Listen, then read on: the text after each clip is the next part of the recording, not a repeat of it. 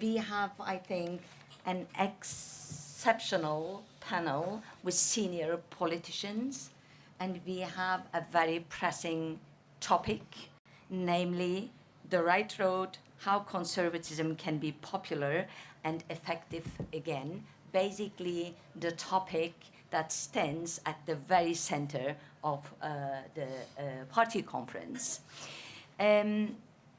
Well, it is no secret.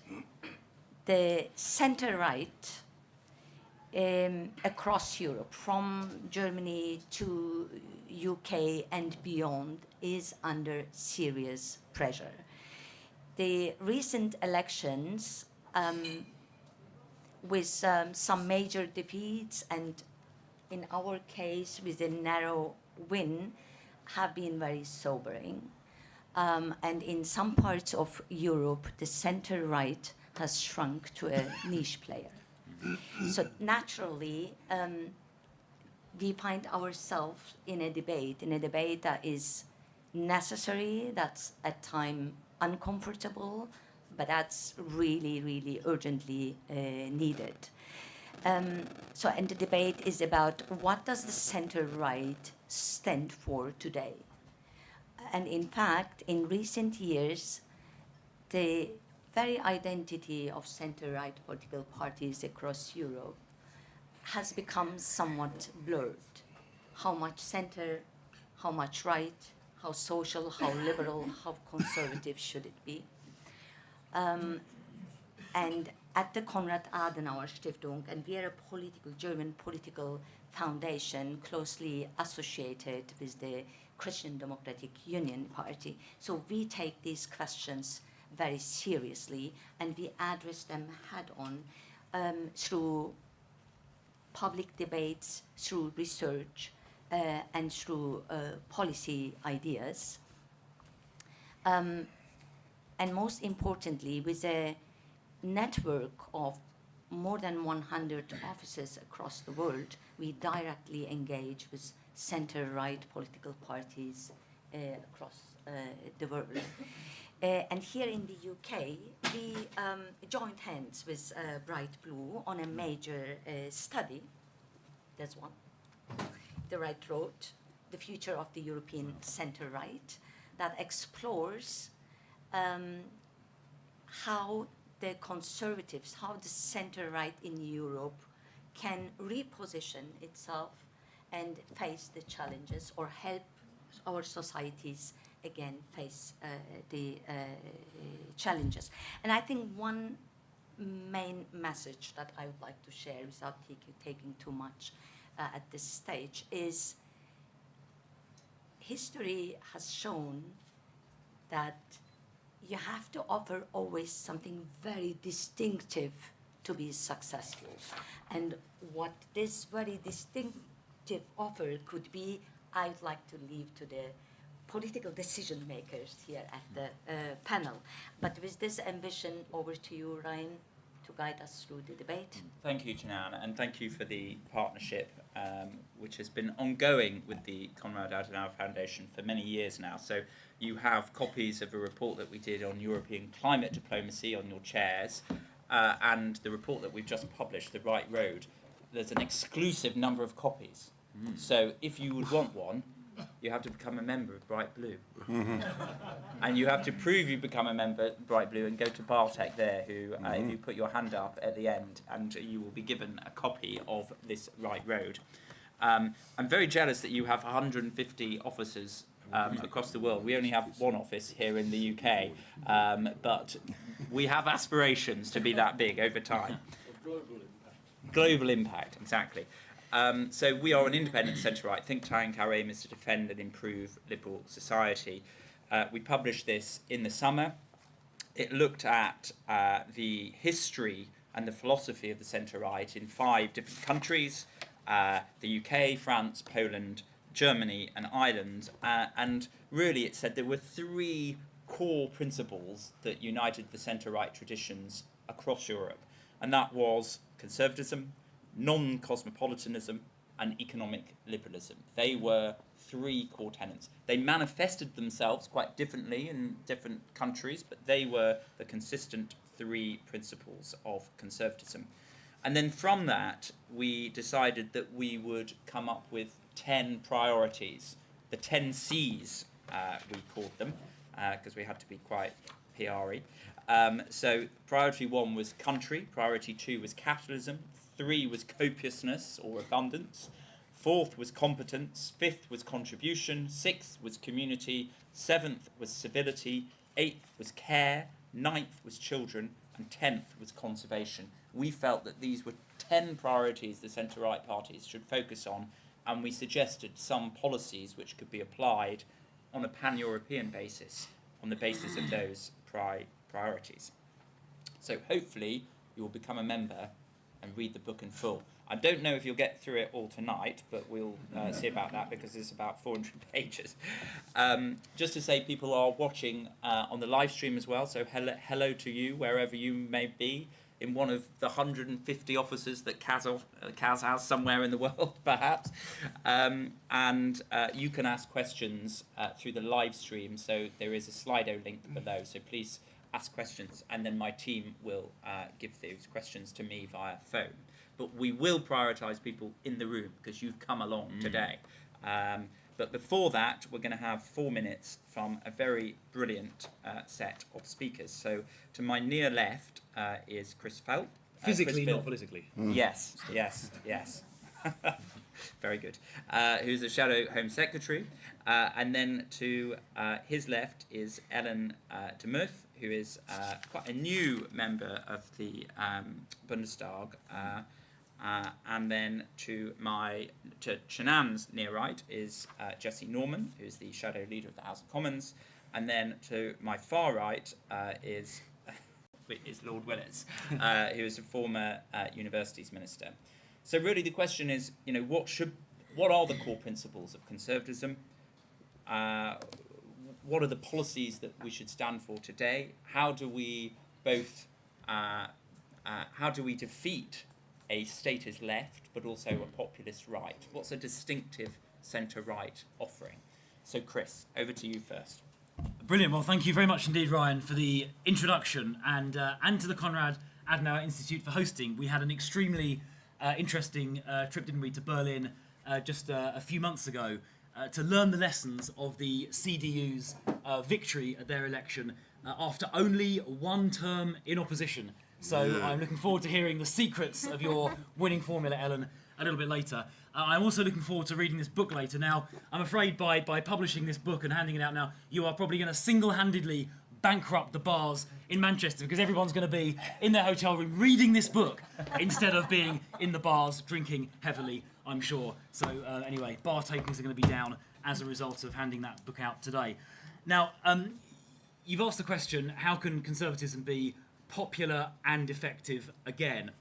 And of course, in a sense, those two questions, popular and effective, are not necessarily precisely the same thing. But I think on the popular front, I think you mentioned 10 priorities. I'll just start by saying I think it's quite hard to have 10 priorities in a world where it's quite hard to get attention. So I'm gonna as a good conservative, I'm gonna cut straight away and go from 10 to 2. Priorities. I mean, they're all important, and the two that I would alight on, based on not just polling we've done, but also on based on our experience of the last election and talking to people up and down the country. The first area is the one in my portfolio, which is immigration and border control, and the second area, which Mel Stride was talking about today, obviously is the economy and taxation. And I think if we can convince the British public that we have the right ideas in those two areas, we have a pretty good chance of winning the next election. Now, on borders, clearly the Labour Party has failed catastrophically already. They've conspicuously lost control of our borders, with small boats crossing the Channel being at the highest level so far this year in history. They cancelled a perfectly workable removals deterrent of a kind that worked in Australia. They cancelled that Rwanda deterrent just days before it was due to start, and numbers skyrocketed. And in fact, directly after this meeting, I'm going to be speaking a meeting with former Australian Prime Minister Tony Abbott, who is here in Manchester today, so I can learn a little bit more about what Australia did that was essentially the equivalent to the Rwanda plan. I'm going to be speaking on the main stage tomorrow at 10 o'clock about our plans for legal migration, which need to come down a lot. And I'm going to just candidly acknowledge in this room, and I'll say the same thing on the main stage tomorrow, that the last government made some very serious mistakes, very serious indeed, in allowing legal migration, mass low-skill migration, to get far too high. We have listened, we have learned, and we are never going to let that happen again. And one of the mechanisms we'll use to do that is a binding annual cap on inward legal migration set at a very, very low level. People coming here to work in technology, in finance, scientific research, medicine, that's fine. Mass low-skill migration has to end. And if we can explain to the public how we've got a plan to responsibly leave the ECHR, thanks to Lord Wolfson's work, a plan to deal with illegal migration. I've just touched on it briefly, but we published a full plan yesterday, the Borders Plan, a plan on legal migration. We can show Labour has failed. We can show, I hope, that reform has good slogans, yes, catchy slogans, but they're dreamt up in a pub and written on the back of a fag packet, and in my view, won't work in practice. We need to persuade the British public that we've changed and that that's the case. If we do that, I think we've got the start of an electoral recovery. The second leg to that electoral recovery has to be on the economy. Now, we do actually have a lead on the economy over both Labour and particularly Reform. Again, Labour have catastrophically failed. They lied before the election about their tax plans.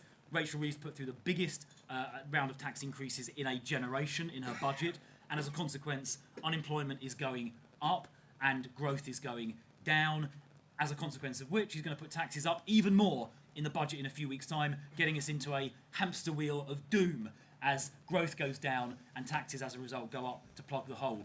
And I think we can explain, and Mel Stride explained today, how there is an alternative approach where we control public spending, particularly welfare spending. And when I say control, I mean reduce, which will then create the room to cut taxes, which in turn will stimulate growth. Now, we have a coherent narrative on that. Labour are conspicuously failing. Reform don't have any economic policy, as far as I can see, other than actually increase welfare spending, which is the opposite of what we need to do by, for example, lifting the two-child benefit cap. So on the economic field, I think we can win. So I must say I feel more optimistic today than I did 3 months ago, partly because of the analysis I've just set out, but also because we've seen in the last 72 hours the Conservative Party coming out with a bold, imaginative, but also coherent, credible and detailed policy platform, whether it was the climate change act repeal that Claire and Kemi spoke about last Thursday, the ECHR withdrawal plan, the illegal immigration plan, the economic plan today, the policing and crime plan we're going to come up with, or we're going to announce tomorrow.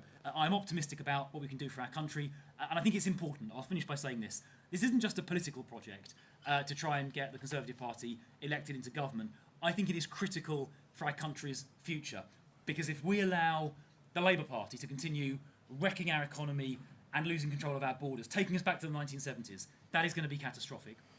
I don't think the populist right, although they talk tough and have good slogans, in practice they won't deliver, and that will ultimately undermine faith in democracy itself. So I think the responsibility falls uniquely to our party, the Conservative Party, to win back a position in government, win back power, not for its own sake, but in our critical national interest. And I hope everyone here will join with me and the rest of the team in delivering that result. Thank you.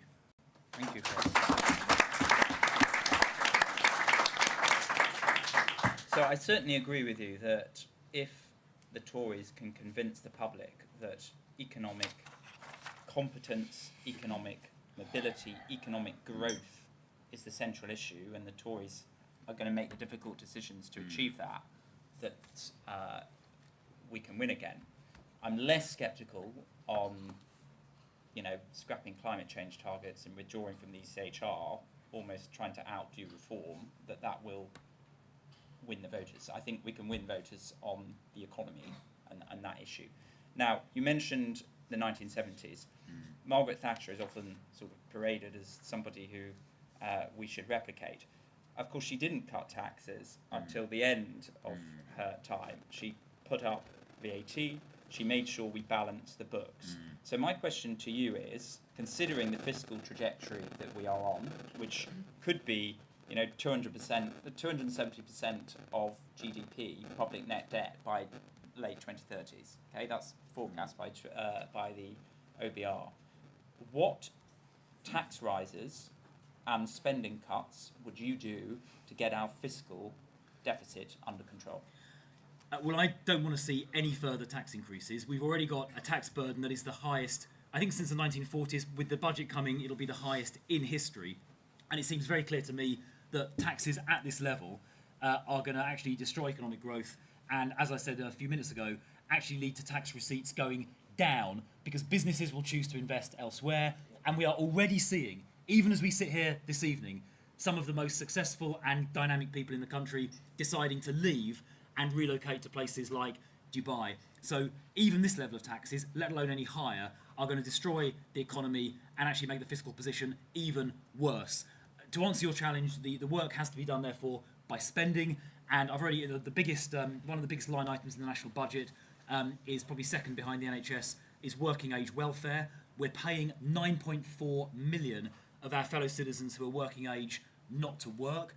The working age welfare bill is £150 billion a year. That is insane. It is totally unaffordable.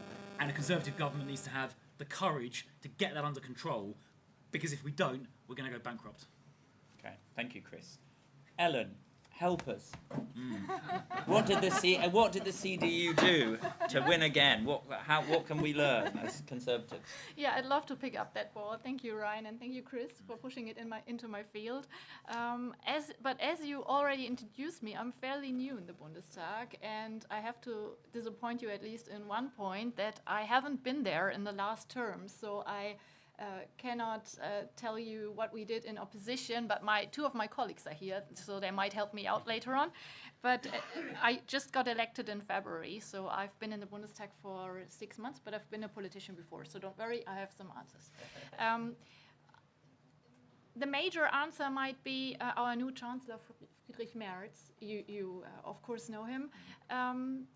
He sticks to our core values that we defined for our party. And these values are freedom always comes with responsibility, and renewal always with stability. And our major claim in the campaign was getting Germany back on track.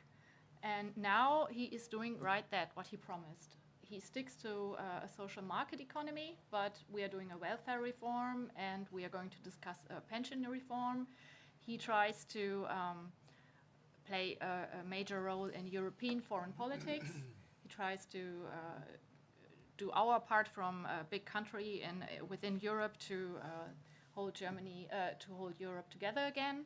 And within the country, I think the major issue he does really well is communication. For example, last night he was in one of our big talk shows on television, and he explained his policy and what he's going to do in the next month in terms of defense, in terms of social market reforms. And this builds or rebuilds trust, credibility, and hope within the population. At least we hope so.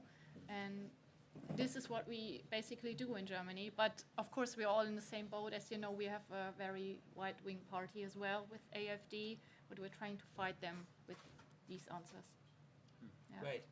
It's very interesting that you talk about a social market economy, because I think in the UK, a lot of people on the centre-right talk about free markets. We believe in free markets. So I don't know if you wanted to talk about what you thought was different between a social market economy approach and a free market economy approach. Mm-hmm. Well, you all know, of course, the difference. I'd say in Germany, we believe that compassion is a big word. So we need to look after people that cannot look after themselves, that are in trouble, that are disabled or have other difficulties in life to face. But on the other hand, of course, we want small and medium enterprises to rise, to develop well. And that means we have to cut down on cost of energy for them. and of course shape economy with tax reductions and other measures to give them a perspective to work again. Okay, thank you. So Bright Blue, one of our principles is to be pro-market, not free market, because sometimes markets are inefficient or inequitable, and there is a role for government and other actors in correcting that and being pragmatic. In fact, we don't actually believe that free markets exist. For example, there is regulation to stop child labour in this country, so there is some form of regulation there. So, the idea that we have a completely free market, I think, is sometimes a misunderstanding that people have. Right, Jesse, over to you. Well, where to begin? Thank you so much, Ryan. Thanks to KAS and to Bright Blue.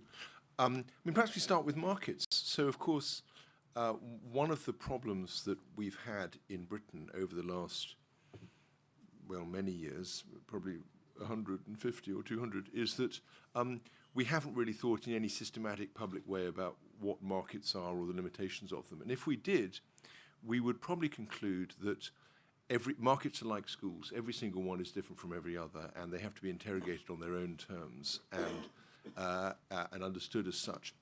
And when you think in that way, then not only is it obviously true that there's no such thing as a free market, because every market relies on constraints of some kind, whether legal or norms or custom, but also you have to ask yourself the question, what's the point of this market? What's it doing for us, and how does it fit into our wider social picture? So in Britain, the language of social market doesn't exist, but the idea that markets are efficient ways and often welfare-generating ways of solving particular problems, but only when encased in the right kind of structures of law and custom and tradition, is actually a very familiar one. It comes out of, famously, Adam Smith, and anyone who wants to know about that can read chapter 8 of my book on Smith.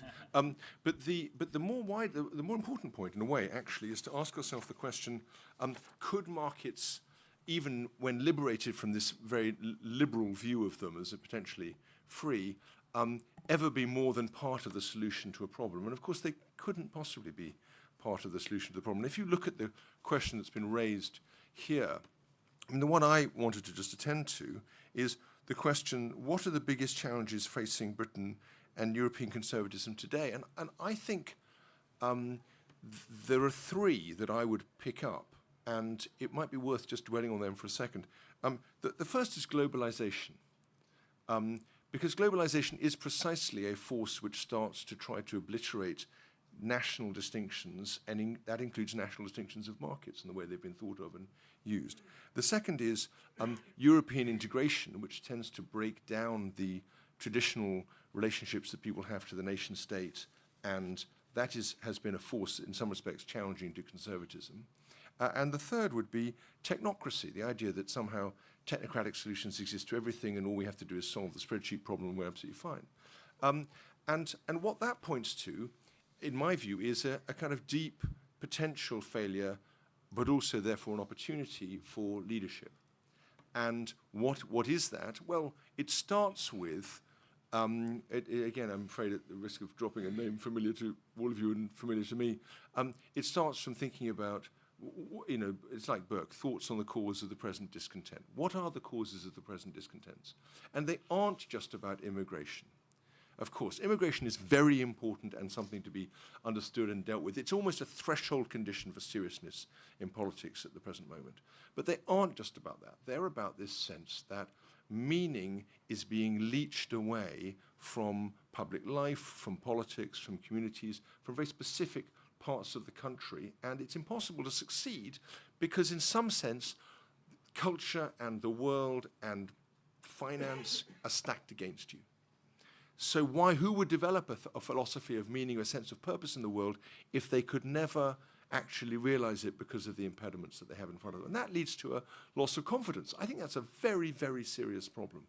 And we've been here before as a country, and it's not inappropriate to mention that we were here in the 1970s. So I think recovering that sense of confidence, that sense of momentum, and of meaning is an absolutely essential part. And I have to say, I'm a famous Pollyanna in issues of politics, so I'm always ridiculously over-optimistic about everything. But I actually think I'm rather excited by the position we're in at the moment. General election 2024, flesh wound, as it was once said in Monty Python, reculer pour mieux sauter, gives us a better chance to redefine and move forward, and I'm sure we will. And I'm actually rather excited that in Kemi Badenoch we've got a leader who doesn't want to scant the small, doesn't want to live in a way that you slightly tempted us earlier to do, Ryan, with kind of slogans. Make our economic policy up as we go for the 2030s. We're not going to do that, right?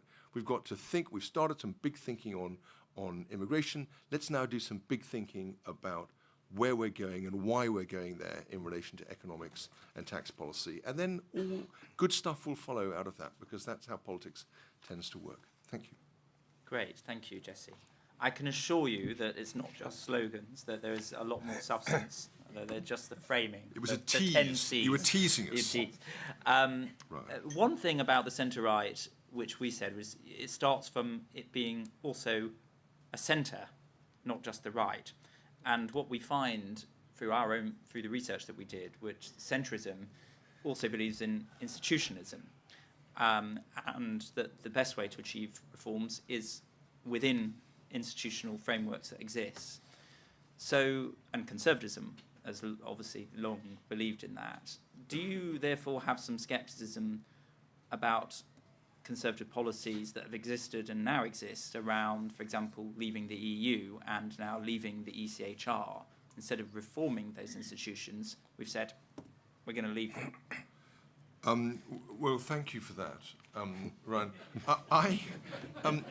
As a conservative, my conservatism is defined by two wisecracks. One is that a conservative is someone who thinks the institutions are wiser than individuals, and the second is that a conservative is someone who knows the new stuff is better than the old stuff, but prefers the old stuff. So, how to respond to your point? I of course, I didn't take a position on Brexit because of the complexity and of the subject. I stepped back from that debate and tried to advise my constituents on what would be best for them in their terms, and I don't regret that position at all. I think it did turn out to be much less well-formed and much more complex than anyone thought. And I think that was, if I may say so, a punctilious position which it would have been good if the Prime Minister, taking one name at random, could have adopted. But I think the question you're raising is, I don't actually think scepticism is really a conservative virtue. I think a decent doubt, an awareness of the fragility of things. And if the ECHR and the European Court had shown itself to be an entity that not only was capable of reform, but capable of a degree of self-knowledge in the way it had developed some of the case law in some of these areas, then I personally, I wrote a pamphlet in 2009, just, the Conservative Case of the Human Rights Act. I'm not in any sense naive about the importance of personal freedoms and personal rights, and they go back many centuries in the common law in this country.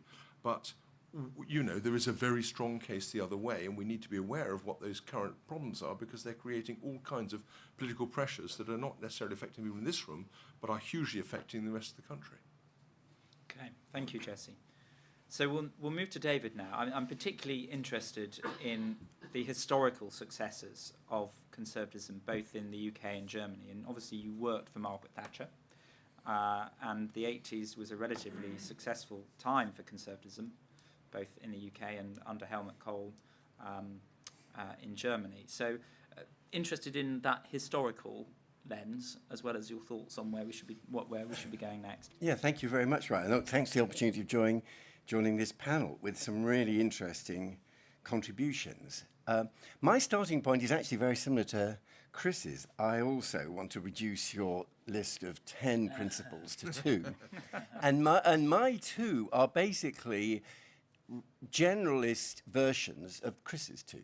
So my view is what modern conservatism combines is, first of all, some belief in the dynamism of the market, its freedom, choice, mobility, opportunity. Yeah. And we heard that, I thought, very well expressed by Mel Stride this morning. And the other feature of the conservative tradition is belonging, roots, tradition, identity, meaning. And conservatism is at its best when in the particular circumstances, one moment, it brings those two principles together. Now, when one looks at the European comparison, often conservatism on the continent, and to some extent in Britain, suffered from a kind of party divide. Often on the continent, you had a anti-clerical, rational, urban, liberal party, the party of the freedom bit, and you separately had a confessional, often Catholic, church-based, rural, communitarian party of roots and tradition. And that latter position was the position to which the Conservative Party, I think, was largely retreated in the 19th century. And what we had when the Liberals split, and we incorporated the Liberals at the end of the 19th century, they brought with them for the first time the big cities, the City of London, finance, the market. That became in the Conservative and Unionist Party of such formidable success in the 20th century. In Europe, that process often took longer, and my friends in the Christian democratic tradition on the continent talked of completion, their programme of essentially replicating something which British conservatism had already done, bring those two principles together.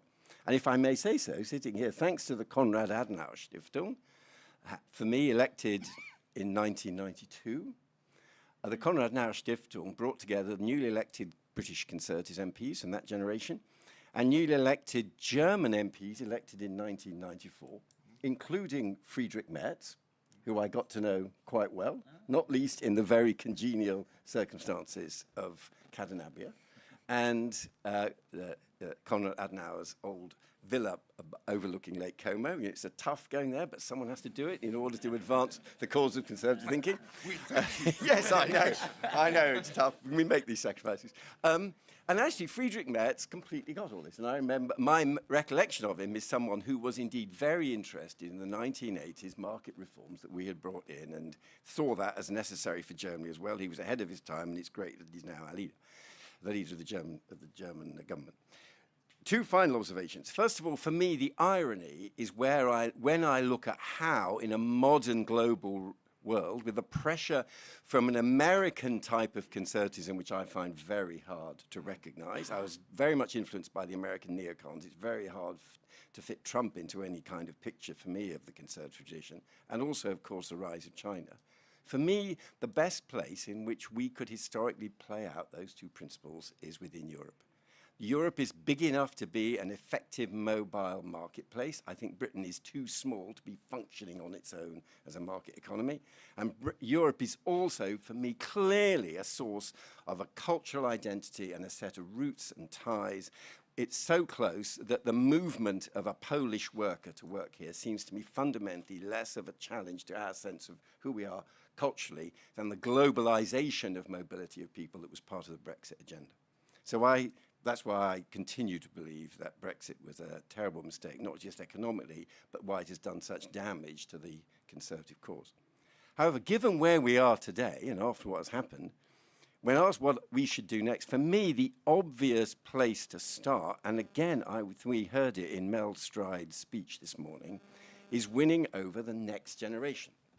And yesterday we had John Curtis speaking on the Fringe, and going through the electoral politics of all this. And what he said was basically on the three big issues, economy, NHS and migration, Reform has particularly taken conservative voters who are culturally conservative and worried about migration.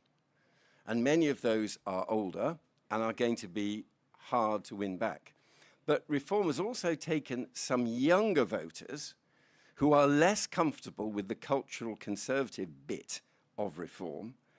And contrary to our anxieties, all these young people, they are, if you look at their attitudes, they are, of course, rather more liberal in many ways. However, they are absolutely not socialists. Our problem is we haven't offered them the basics of the property owning, democracy. We haven't given them the stake in society with any policies as bold as the council house sales or privatisation. I think those can be won over. And my biggest fear for the Conservative Party is that the Conservative Party, if it does face a profound threat, it is because the Conservative Party only appeals to an older generation which will eventually disappear from the scene. The Conservative Party needs to renew itself, and a systematic appeal to younger voters as the party of the market economy and spreading property ownership is the right thing to do, and I thought we heard that in Mel Stride's speech this morning. Great. Thank you, David. I mean, you talk about the sort of wings and the roots of this kind of centre-right tradition. And you talked about, you know, a strong economy being very important and democratising ownership, so more young people have a stake in society, which we totally agree with at Bright Blue. I noticed you were a little bit quieter on migration and immigration, and I just want to quiz you on that, because obviously you were universities minister, and there was high levels of migration in the 2010s. A large portion of that were students. Do you feel that the high levels of migration that the Conservatives have allowed in the 2010s and particularly in the 2020s has undermined that sense of cohesion and belonging in the country? Well, my arguments in my day were with Theresa, who's an old friend as well. But let me go back to the origins of our attempt at what Chris foreshadowed. So this was in about 2008, Shadow Cabinet. This is the life of opposition, and I completely understand all the pressures in the life of opposition, having done 13 frustrating years in the Shadow Cabinet. David was going on the Sunday programme and was going to announce that we would bring migration down to the tens of thousands, which was a kind of version of what we're probably going to hear from Chris in the near future. It was done in a rush, and I completely understand that's how politics works.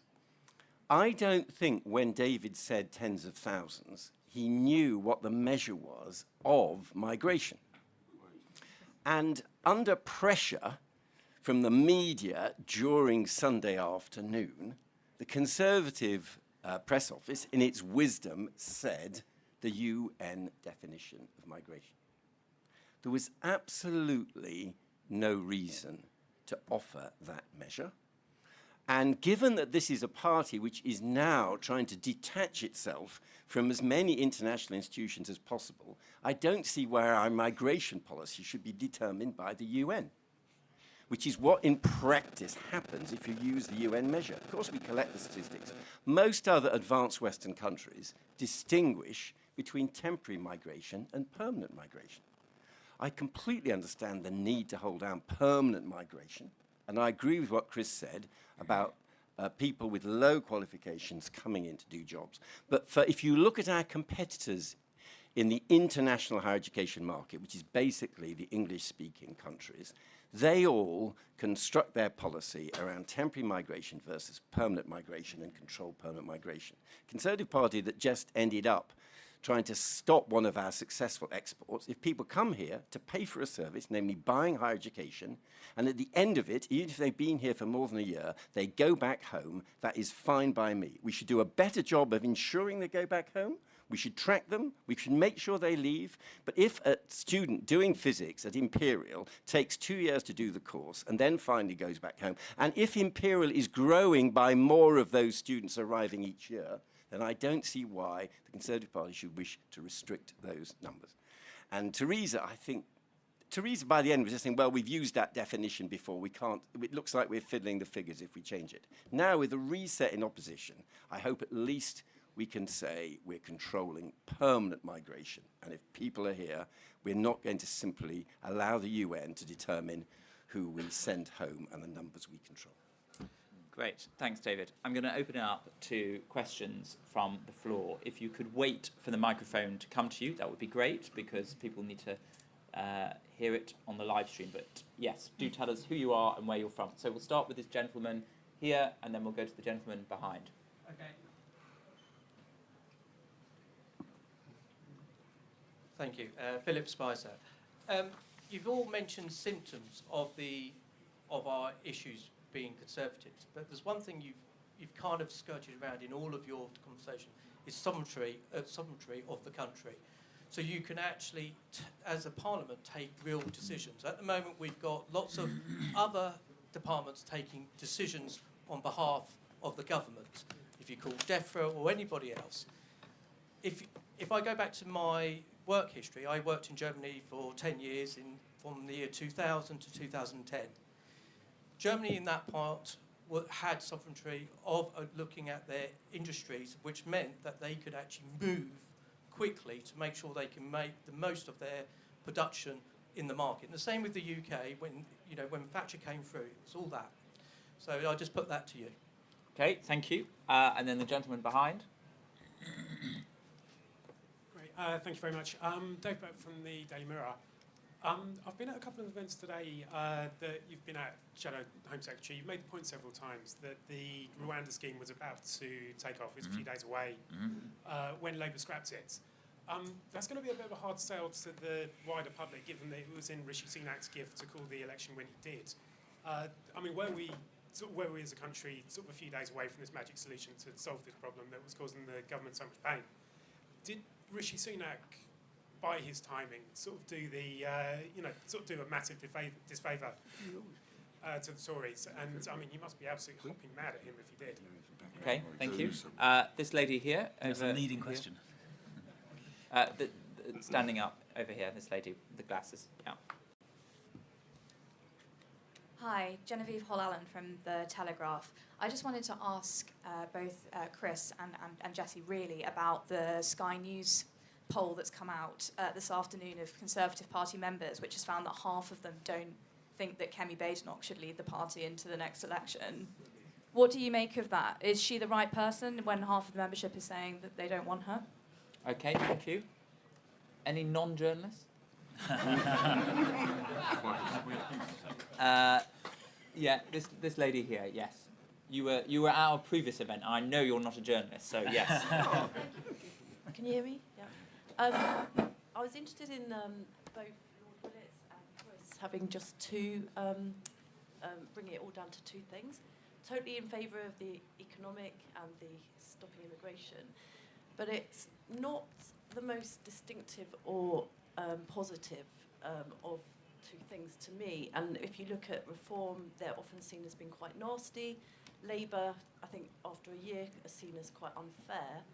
Is there not a place for like a bit more positive and fairer, so everyone is not happy about the way things are distributed and money being wasted? But do we not want a more positive thing in our mix to make it Great. 3 rather than 2? Great. And sorry, who are? Oh, sorry to be sorry, rude. I'm Josie. I live in Essex and London. Great. Right. Chris, I'm going to come to you first. I think you probably want to answer the Daily Mirror question and the Daily Telegraph question, and perhaps the other two as well. Brilliant. Well, thank you very much for those leading questions, inviting me to prematurely terminate my political career. So, look, on the election timing, look, I don't think it's a controversial view to say that the election timing in 2024, with the benefit of hindsight, was not brilliant, if I can use a masterful piece of understatement.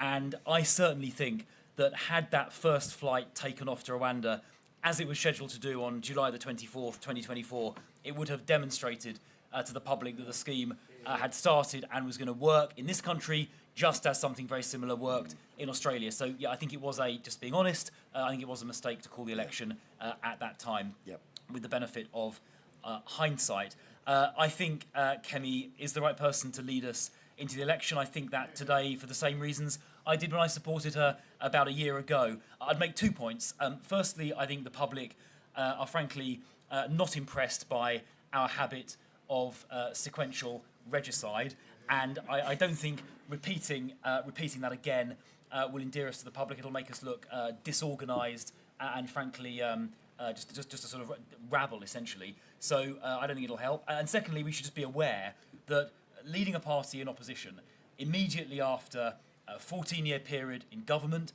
following the worst general election defeat in 200 years, is an unbelievably difficult task. And anyone who says they could have done that, anyone could have done a better job than Kemi has, I think is frankly stretching it a bit. Even Margaret Thatcher, had to work incredibly hard in 1975 and the years following that.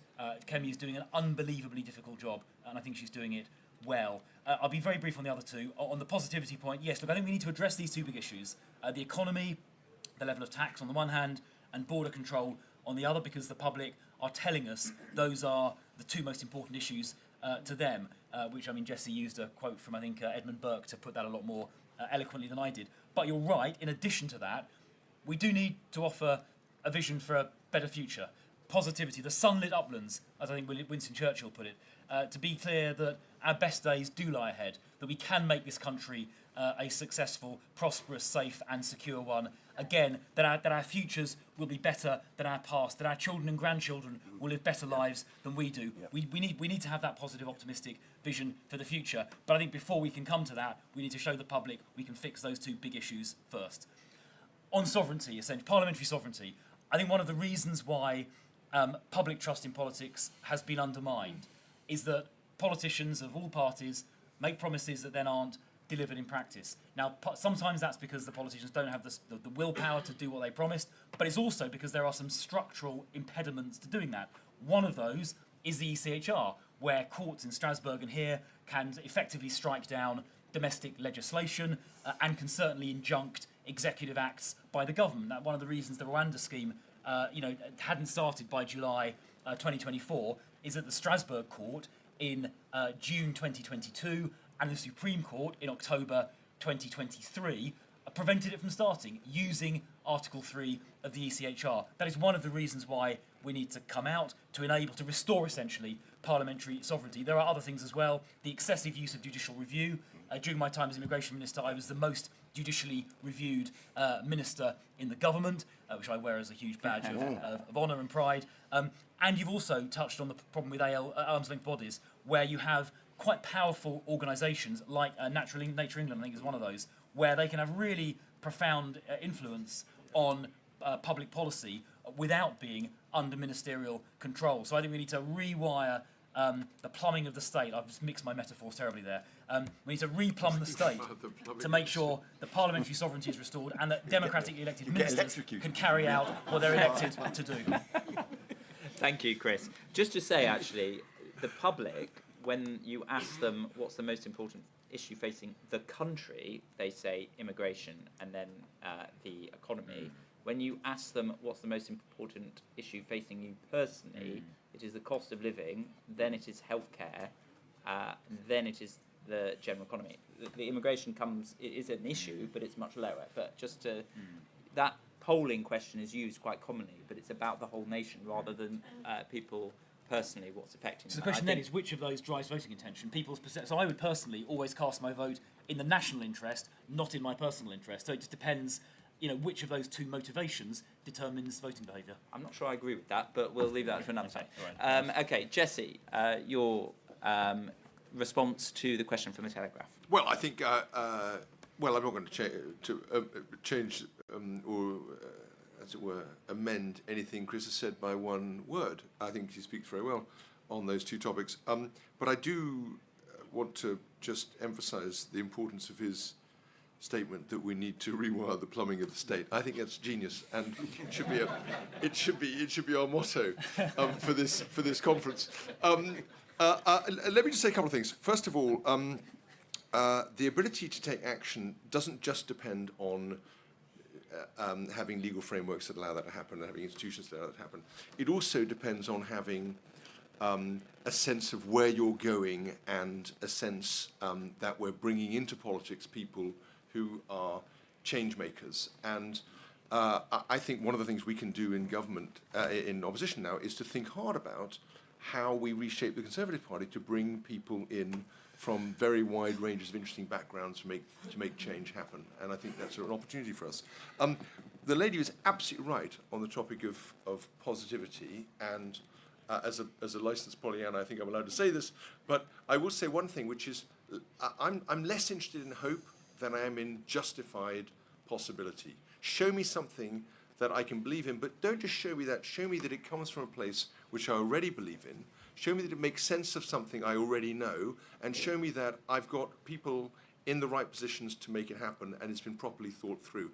That's what I think we will see with Kemi. I think the immigration thing is interesting as a way of doing politics as much as it is interesting as a potential set of outcomes and a potential political program, because there's a seriousness to it. And you know, anyone who says, you know, anyone who sort of throws their hands up in this kind of idiotic way that we're being invited to do by our media friends should just ask themselves, you know, what was the view of Mrs. Thatcher in October 1975?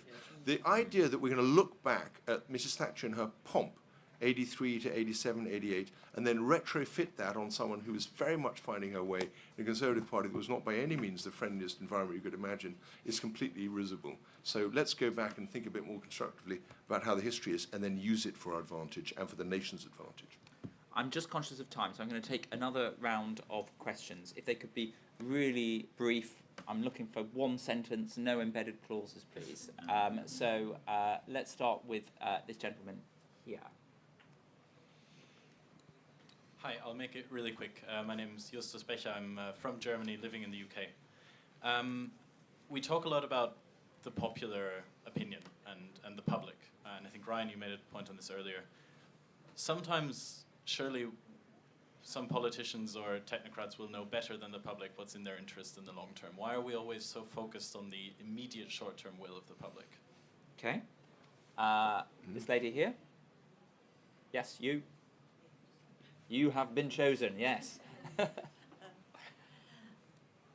The polling seems to be directly related to how much media attention each of the groups is on. I'm trying to think of the word for it. Are the Conservatives trying to avoid media attention because it's killing them at the minute? Great, and sorry, who are you? Sorry. Oh, sorry. I'm Hannah Johnston. I'm a vet from Bedfordshire. Great, very good. And then this gentleman behind. I'm Chip Chow, originally from Hong Kong. I'm a podcaster. Now, your 10 C's, I noticed, do not include Christianity. Mm-hmm. Where do you place that C on your spectrum of bright blue or deep blue? While Christianity has been rather controversial, or to some degree hijacked by perhaps radical right or reform, you know, whether by name or by substance. Okay, great. Any other questions? Okay, I'm just going to take one more, and it's going to be from the young chap here. Yeah.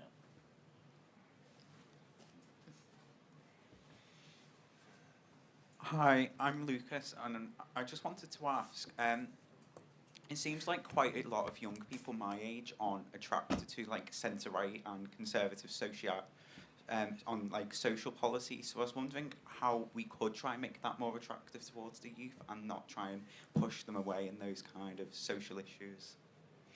Great, thank you. And sorry we didn't get everybody's questions, but we are having a drinks reception afterwards, so you can ask your questions then. I'm going to come to Ellen first on this point about Christianity and the importance of Christianity. We did have a debate about the inclusion of Christianity within this, and we decided for it to be encapsulated within another principle, but we take the point. But for the CDU, thank you, Ryan. How important is Christianity, and how much do you promote it as a political party? That would be a short answer. Since Christianity is in our party name, we are the Christian Democrats, so it's really important to us, and we still keep it in our name to focus on it. And of course, when we do politics, we always keep it in mind. So. Okay. David, perhaps I can come to you on the point around social policy and its attractiveness to young people. Yeah, well, I think this goes back to the challenge of how we should be more optimistic, and it's absolutely an offer to the younger generation, and it's a very powerful argument. A lot of people, regardless of their different cultural and religious beliefs, do think their biggest worry is that their children are not going to have better opportunities in life. And that should be the promise of modern capitalism, every generation better off. And not delivering that is very bad news. I think we should make that offer. I don't think we need to get into a lot of policy detail. Churchill wisely said when he was wrestling with all this after 1945 that the Conservative Party in opposition should be a lighthouse, not a shop window. And so I think putting it in bold terms is the right way to do it. And if I may add one other comment, I think on Christianity, Mrs. T, of course, reconciled. Whenever she was facing all those criticisms of the market economy, she was a serious Christian. And she would always appeal to sort of biblical parables and the parable of the talents or the Good Samaritan to explain what she believed to be the obligations we had. I remember once talking to her about laissez-faire. She said, no, David, not laissez-faire, ordered liberty. So she did not want just a random... But we have to find a way in a predominantly secular society of showing our understanding of obligations to others that doesn't depend on Christian belief. And again, I think it's the obligation to the younger generation. For me, my conservatism, which is my personal journey, is a free marketeer with children. Interesting. Jesse, this question about responding to the polls. Do you think it is a problem that politicians have become almost slavish to what the polling is saying instead of starting from first principles when deciding policy positions? Well, I mean, you've obviously got to strike a balance. You can't be completely obtuse about what people think at any particular moment because you want to have a hearing from them, you want to engage with their concerns, and you want them to understand that you care and are thinking about them. But at the same time, in line with what David said about Lighthouse, you've got to be setting a direction. You've got to have somewhere you want to go, and you can't allow yourself to get blown off path too often because some media outlet has commissioned some poll with goodness knows what underlying expectation or biases that might happen to have some different view. And I mean, it's actually not unlike an awful lot of just general engagement. I mean, who do we respect? We respect people who've thought hard about where they want to go and are going to show us something that we ultimately admire and want to be part of, and that's what we need to do. Okay. Chris, you're always on the media. Feels like you're the sort of the number one go-to person in the party for media appearances. But how important is it in opposition, really? You're trying to get attention. And it seems to me that Nigel Farage is quite good at getting attention. Maybe that's why there's been an increase in his popularity. Indeed, Donald Trump is very good at getting attention.